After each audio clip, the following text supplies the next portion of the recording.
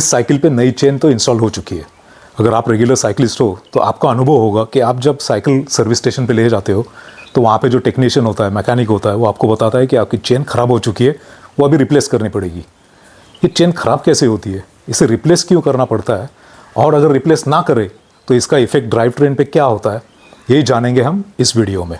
ये मेरे पास 2 चेन है अभी, इसमें से एक नई चेन है और एक पुरानी है। पुरानी मतलब ये साइकिल पे फिट की थी, यूज्ड चेन है। ये दोनों में लिंक का जो नंबर है, नंबर ऑफ लिंक्स, वो सेम है दोनों में, यानी इनकी जो ओरिजिनल लेंथ है वो सेम थी। ये दोनों चेन को हम नज़दीक से देखेंगे तो ये 2 चेन जो मैंने दिखाई थी वो ये चेन, इसमें से एक नई है एक पुरानी। ये देखो, ये एंड टू एंड सेम है, मैच किया हुआ है एंड टू एंड। और इसके उस एंड तक देखेंगे, ये आ गए हम दूसरी एंड को, और ये देख लो, इसमें से एक चेन लंबी है और एक शॉर्ट है। ये लंबी जो चेन है ये पुरानी है और जो शॉर्ट है वो नई चेन है। तो ये लंबी कैसे हुई चेन? तो ये साइकिल की पुरानी चेन ये लंबी कैसे होती है ये देखेंगे हम। उसके पहले इसके पार्ट्स को जानेंगे। ये जो चेन है इसमें जो प्लेट्स लगी है यहाँ पे, अगर साइड से देखोगे तो ये अंदर की तरफ है, यानी ये 2 जो प्लेट्स है, ये 2 प्लेट के बीच में फिट हुई है। तो इसे हम कहते हैं इनर प्लेट्स, इसे कहते हैं आउटर प्लेट्स। और ये जो बीच में दिख रहा है सर्कुलर रिंग जो दिख रहा है, ये इसे कहते हैं रोलर। अभी अंदर के पार्ट्स भी देखेंगे।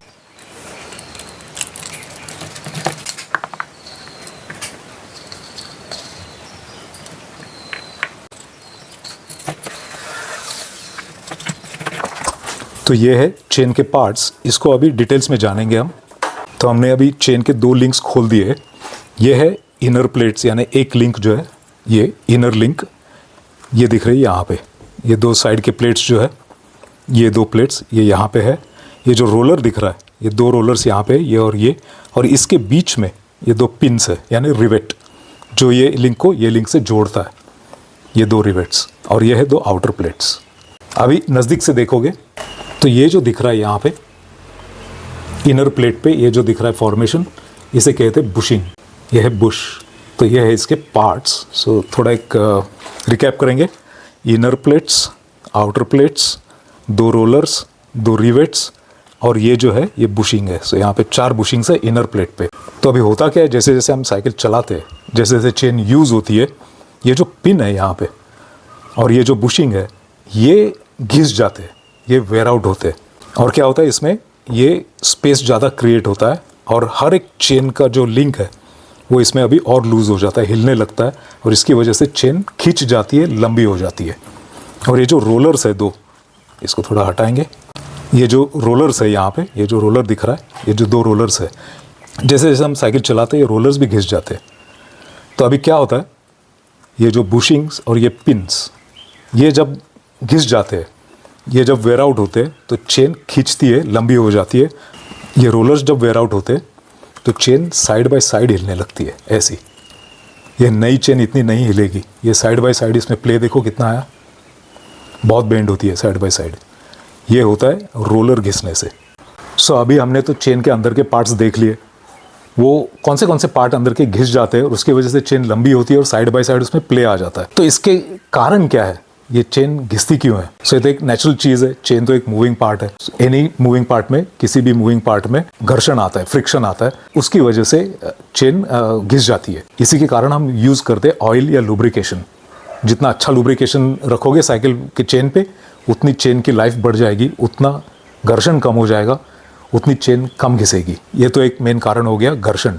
दूसरा है डर्ट और डस्ट जो सेटल होता है। हम जो साइकिल चलाते रहते हैं, कभी पोंछते नहीं है चेन को, तो इसके ऊपर डर्ट और डस्ट सेटल हो जाता है, वो अंदर की तरफ मूव होता है और वो फ्रिक्शन को ऐड करता है और उसकी वजह से भी घिसना थोड़ा फास्ट हो जाता है अंदर के पार्ट्स का। तीसरा कारण है आपके चलाने का स्टाइल, यानी अगर आप बहुत क्रॉस चेनिंग करके चलाते हो तो चेन जल्दी खराब हो जाएगी, जल्दी घिसेगी, जल्दी वेयर आउट हो जाएगी। क्रॉस चेनिंग पे वीडियो अलग सा बना है, उसकी लिंक डिस्क्रिप्शन में है। चौथा कारण है आपका शिफ्टिंग स्टाइल। अगर आप स्मूथ शिफ्टिंग नहीं कर पा रहे, चेन की बहुत आवाज़ आती है शिफ्टिंग करते टाइम पे, तो आपका शिफ्टिंग बराबर नहीं हो रहा है, वो भी एक कारण है चेन का वेयर आउट जल्दी होना। दूसरा, शिफ्टिंग में प्रॉब्लम आ सकती है अगर आपका ट्यूनिंग बराबर नहीं है, तो आपको ट्यूनिंग ठीक से करवाना है साइकिल पे, टाइम टू टाइम ये करना पड़ता है, तो आपको करवाना है। अगर ट्यूनिंग बराबर है, स्मूथ शिफ्टिंग हो रहा है, तो चेन जल्दी वेयर आउट नहीं होगी। किसी भी कंपनी का एक स्पेसिफिकेशन होता है कि चेन इतने 1000 किलोमीटर चलती है, उतने 1000 किलोमीटर चलती है, ये तो आइडियल कंडीशन हो गया। लेकिन हम आइडियल कंडीशन में साइकिल नहीं चलाते, हम इतना ध्यान नहीं रखते चेन का, हर दम हम चेन पोंछते नहीं है, तो क्या होता है ना, अपनी चेन थोड़ी जल्दी ख़राब हो जाती है। तो अगर हम साइकिल ऐसे ही चलाए, घिसी हुई चेन वहीं पे रखे हुए, वर्न आउट चेन वैसे ही रख के अगर हम चलाए, तो इसके इफ़ेक्ट्स क्या होते हैं? तो सबसे पहला इफेक्ट आपको ही ध्यान में आएगा कि आपकी शिफ्टिंग चेन की कितना भी ट्यून करो, शिफ्टिंग बराबर नहीं हो रहा है। ये पहला सिम्टम है कि चेन घिस चुकी है बहुत। घिसी चेन का दूसरा इफेक्ट है कैसेट पे। ये जो कैसेट है, ये कैसेट में लगे जो गियर्स है, इनके दांत है ना, वो घिस जाते हैं। अगर वैसे ही चेन आप चलाओगे, कंटिन्यू करोगे, फुल वर्न आउट चेन अगर चलाते रहोगे, तो ये दांत खराब हो जाते हैं। अगर इस स्थिति में आप सर्विस स्टेशन पे जाओगे तो मैकेनिक आपको बोलेगा चेन नहीं, चेन और कैसेट भी रिप्लेस करना है। अगर डायरेक्ट नई चेन चढ़ा दे पुरानी कैसेट पे, तो चेन पुरानी कैसेट पे एंगेज नहीं होती, वो स्लिप होती है। तो क्या करना पड़ता है? चेन और कैसेट दोनों रिप्लेस करना पड़ता है। ये पॉइंट पे भी अगर आप चेन रिप्लेस ना करो तो क्या होगा? ये दांत भी चेन खाने लगेगी, इसको भी पूरा वेयर आउट कर देगी। ये जो दांत है, तो अभी रिप्लेस करने जाओगे तो आपको चेन, कैसेट और क्रैंक तीनों रिप्लेस करना पड़ेगा। बहुत महंगी चीज़ है ये। तो अभी करना क्या है हमें? ये चेन एग्जैक्टली कब रिप्लेस करनी है, क्या पॉइंट पे आके हमें चेन रिप्लेस करनी है, ये पता कैसे चलेगा हमको? चलो यही जानेंगे अभी कि आपको चेन कब रिप्लेस करना है। जैसे मैंने पहले बताया, इसको होते हैं इनर प्लेट्स और ये है आउटर प्लेट्स। इसको हम कहते हैं एक लिंक। ये जो पिन लगी है यहाँ पे, रिवेट्स, जब चेन नहीं होती है तो ये दो पिन के सेंटर का डिस्टेंस होता है 1/2 इंच। जैसे जैसे आप यूज़ करने लगते हैं, मैंने बताया ऑलरेडी, अंदर के जो पार्ट्स है वो घिस जाते हैं और चेन खींचती है, लंबी हो जाती है। तो अभी वो 1/2 इंच से भी ज़्यादा हो जाएगा। तो अभी क्या होता है, जो पिन और अपने रोलर और जो बुश है वो घिस जाने से चेन लंबी हो जाती है। सो एक लिंक के जो दो पिन होते हैं, दो पिन का डिस्टेंस स्टैंडर्ड नए चेन में होता है 1/2 इंच। अभी साइकिल चलाते चलाते जैसे घिसने लगती है चेन, वो 1/2 इंच नहीं रहेगा, वो लंबा हो जाएगा। और टोटल लेंथ, यानी हर एक लिंक की थोड़ी थोड़ी लेंथ बढ़ती जाएगी और चेन बहुत ही लंबी हो जाएगी। तो ये कितनी लंबी होने तक हम ये चेन यूज़ कर सकते? तो चेन जब खींचती है ना, ये कितनी लंबाई इसकी बढ़ गई है, ये परसेंट में मेजर करते हैं। अगर आपके साइकिल पे चेन 8, 9 या 10 स्पीड की लगी है, तो इसकी लेंथ जब 0.75% से बढ़ जाएगी तो राइट टाइम है आपको चेन रिप्लेस करना है। अगर आपके साइकिल पे चेन है 11, 12 या 13 स्पीड की, तो उसकी लंबाई 0.5% से जब बढ़ती है तो राइट टाइम है चेन रिप्लेस करने की। अभी हमें पता कैसे चलेगा, या हम मेजर कैसे करेंगे इसको, ये 0.5% से बढ़ गई या 0.75% से बढ़ गई? इसके दो तरीके हैं। तो ये चेन कितनी खींच चुकी है, इसका पहला मेथड है मेजर करने का, ये रूलर लेके आपको 20 लिंक्स सिलेक्ट करने हैं इसके, और इसका ये 20वीं लिंक का जो पिन है, वहाँ से पहले पिन तक का डिस्टेंस आना चाहिए 10 इंच। अगर चेन 0.75% से बढ़ गई है तो इसका मेजरमेंट आएगा 10.075। तो ये तो रूलर पे मेजर करना बहुत मुश्किल है, 10.075, 10.050, तो मेजर करना बहुत ही पेचीदा है रूलर यूज़ करके। लेकिन जो दूसरा मेथड है वो बहुत ही आसान है। तो अभी इसका जो दूसरा मेथड है, चेन कितनी लंबी हो चुकी है वो मेजर करने का दूसरा मेथड है ये चेन चेकर टूल यूज़ करना। ये बहुत ही आसान मेथड है। अलग अलग किस्म के चेन चेकर्स मिलते हैं मार्केट में। ये मेरे पास तो अभी 3 है, 3 डिफरेंट चेन चेकर टूल्स। तो इस पे क्या होता है ना, इस पे ऑलरेडी मार्किंग किया है 0.25%, 0.5%, 0.75% और 1%, ऐसे इस पे ऑलरेडी मार्किंग्स है। तो ये है पार्क टूल का चेन चेकर टूल।